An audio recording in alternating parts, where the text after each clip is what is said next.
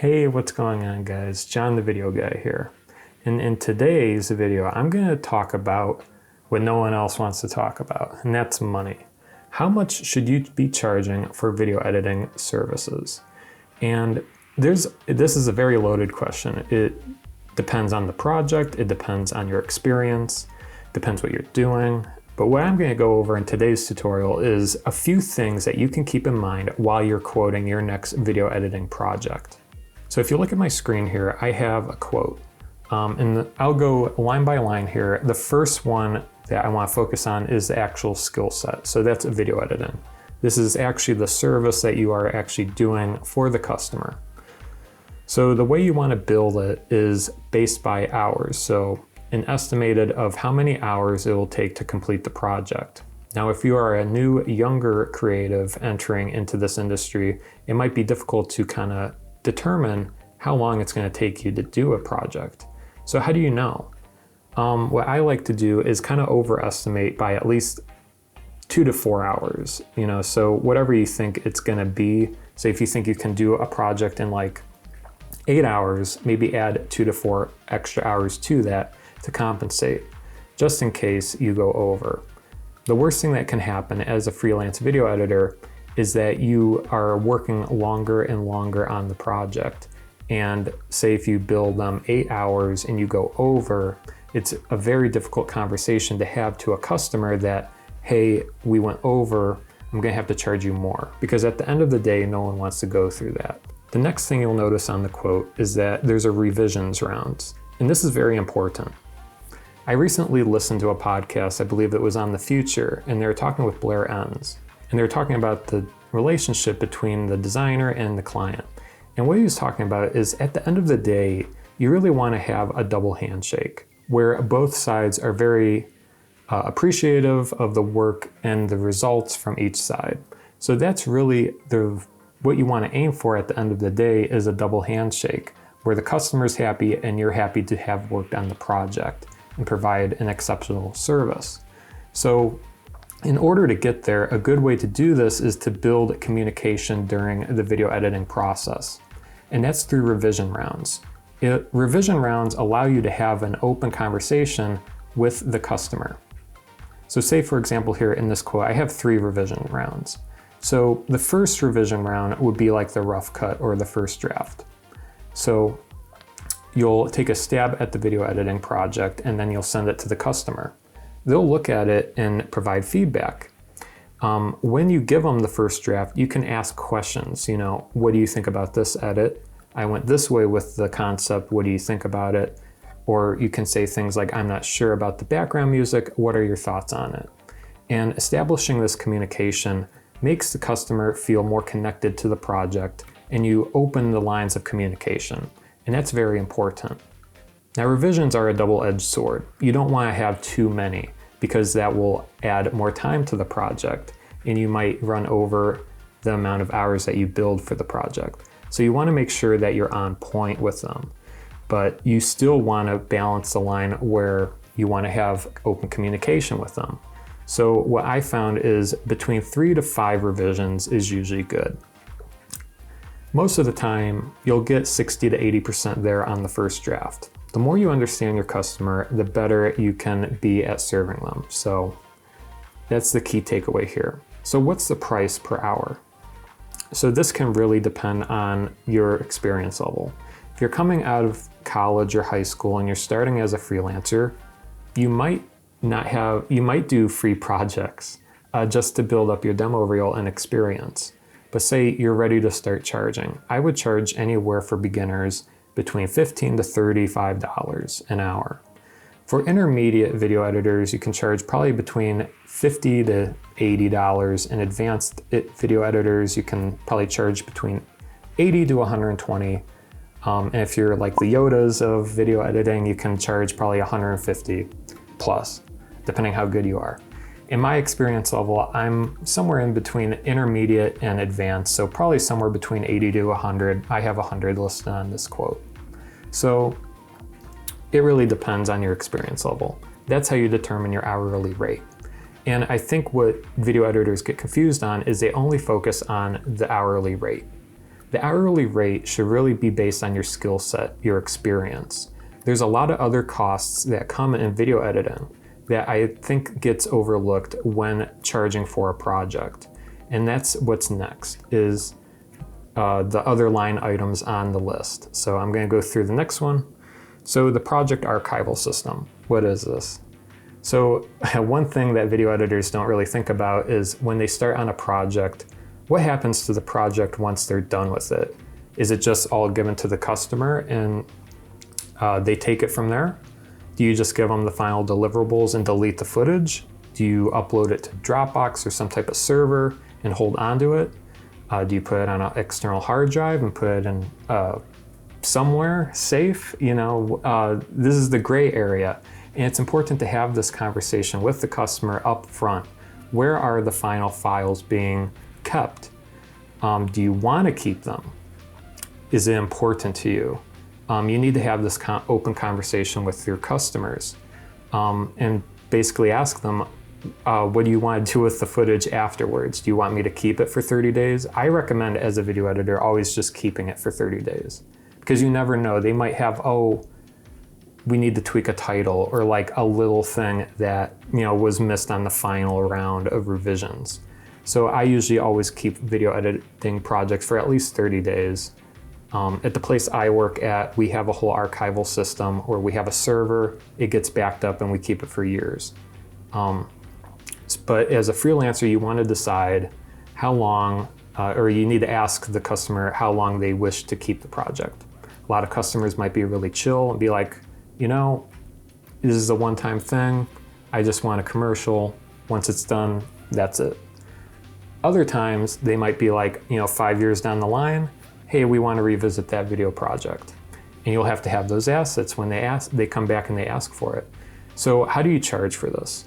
What I would recommend is keeping if they want to revisit the project 3-5 years from now, I would keep it on an external hard drive and store it in a safe place, maybe a safe box, a firebox or something, a vault, whatever. Just make sure it's in a safe place. I recommend a hard copy. You never know with Dropbox or cloud subscription services, you never know with them. So it's better to have a physical hard drive that you have all the raw video projects and the project assets in. So what I would do is charge them for the hard drive and for the time that you're holding on to it. So in this case, you could probably get a hard drive for somewhere between $100 to $150, and you maybe charge them $50 to hold on to it for 3 years or 5 years. I think the average shelf life for external hard drives is 5 years. So that's important as well. You want to make sure after 5 years that you contact them and you're like, hey, it's been 5 years. The external hard drive is due. Do you want a new external hard drive to hold on to the files, or do you want to erase it? Are we good to move on and delete the archived files? So this is an important conversation to have with them. How long do they plan on keeping the archived projects? So in this example, you can see that I charge $200 per hard drive. And the quantity is 2 because a copy will also be delivered to the client. So this is another thing. The client might actually just want the whole thing on an external hard drive, but they also want you to have it just in case. So really, there's a lot of different ways you can charge for this. It's just asking what they want and just adjusting to each customer's needs. All right, so that's project archival system. The next thing is creative services. So what is creative services? It's the services that you have as a video editor that you can use for video editing projects. So this is like your Adobe Creative Cloud subscription or your video editing software. Say if you bought Final Cut Pro, anything else that you bought, Filmora 9, anything really that you bought, as well as creative assets. So say if you went on Envato Elements, or you have a subscription to Red Giant or Digital Juice, Video Blocks, there's 1,000 things out there. You need to make sure that you build this in your quote, because the reason customers come to you to solve a video editing problem is because they don't have the time or energy or the resources to accomplish it. So that's why they rely on you as a video editor in order to have these assets to create the project. So you want to make sure that you bake this into your quote. So for example, what I usually do is I think of the monthly cost for all of my subscriptions and I add that. So you can see it costs about $54 a month to have all these assets. The Adobe Creative Cloud is expensive, but I would divide it by how many projects you have a month. So say if you're working with 3 customers a month, I would divide all your assets by 3 and then add that to the quote. So Adobe Creative Cloud is, I think, $54, but if you have 3 video editing projects that month, you can slash that by 3, and then also add your other subscriptions such as video blocks and other things that you might have. So for this example, it comes out to $54 for 1 month. And you also want to make sure how many months you're working on this project. So if you're working on a year-long project, you want to make sure you add that in. So it would be 12 months. So that's how you charge for creative services. And the next thing is computer maintenance. So as a video editor, you know that every time you render, every time you export, every time you add an effect, your computer is getting taxed.